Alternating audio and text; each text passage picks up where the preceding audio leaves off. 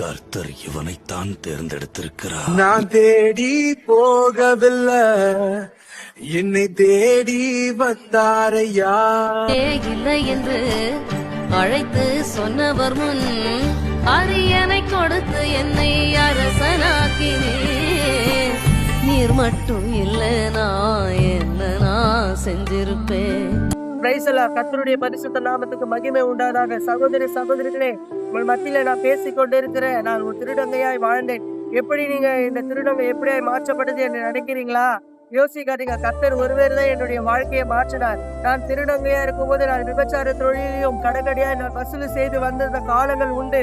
குடும்பத்தால ஒதுக்கப்பட்டு, தேசத்தால வெறுக்கப்பட்டு, நொந்து நூலாக நேரத்துல கர்த்தர் என்னை தேடி வந்தார். இப்படியாப்பட்ட காரியங்களை நான் திருடங்கையா இருக்கும்போது, நள்ளிரோல நான் விபச்சார தொழில இருக்கும்போது கர்த்தர் மனுஷ மூலியமாய் வந்து என்கிட்ட சொன்னாரு, நீங்க நிக்காது என்று சொல்லும் போது நான் என் வீட்டுக்குள்ள கடந்து போய் என்னை நான் அர்ப்பணித்து நான் ஜெபிக்கும் போது ஆண்டவர் என்னிடத்துல ஒரு வார்த்தை சொன்னார். தாயின் கருவிலே உண்டாக்கின நான், தாய் கருவிலே உன்னை நான் தெரிந்து கொண்டேன், நீ என்னிடத்துல வா என்று சொல்லும் போது நான் சில நேரத்துல நான் கர்த்தரை அவமதித்த காலங்கள் உண்டு.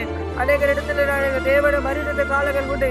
இப்படியாப்பட்ட காலைகளை கர்த்தர் என்னை மீண்டும் மீண்டும் என்னை பின்தொடர்ந்து என் பாவத்திலிருந்து விடுதலை செய்து இன்னைக்கு பாத்தீங்கன்னா அநேக இடத்துல சுவிசேஷகராகவும் ஊழியர் செய்கிறோம்னா நான் வாழ்ந்து கொண்டிருக்கிறேன்.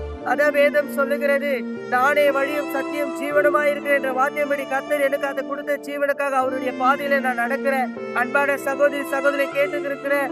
யாவருக்கும் ஒரே ஒரு வேண்டுங்கள். அநேக திருநங்கைகளை இந்த பூமியில எப்பேற்பட்ட காரியங்கள் இருந்தாலும் அவர்களை நீங்கள் கர்த்தரிடத்துல கொண்டு வரும்படி நான் உங்களை வேண்டுகிறேன். இயேசு என் வாழ்க்கையை மாற்றினது போல நீங்க அநேக இடத்துல நீங்க யோசிக்க கொண்டு இருக்கலாம். அநேக திருநங்கைகளா இருந்தாலும் இல்ல சகோதர சகோதரி இருந்தாலும் உங்களுடைய வாழ்க்கை மாறப்படாம கட்டப்பட்ட வாழ்க்கையில இருக்கலாம். இந்த இயேசு என் வாழ்க்கையை எப்படி மாற்றினாரோ இன்றைக்கு உங்களுடைய வாழ்க்கையை இந்த இயேசு மாற்ற வல்லவரா இருக்கிறார். இதை அறிந்து கொள்ளுங்கள்.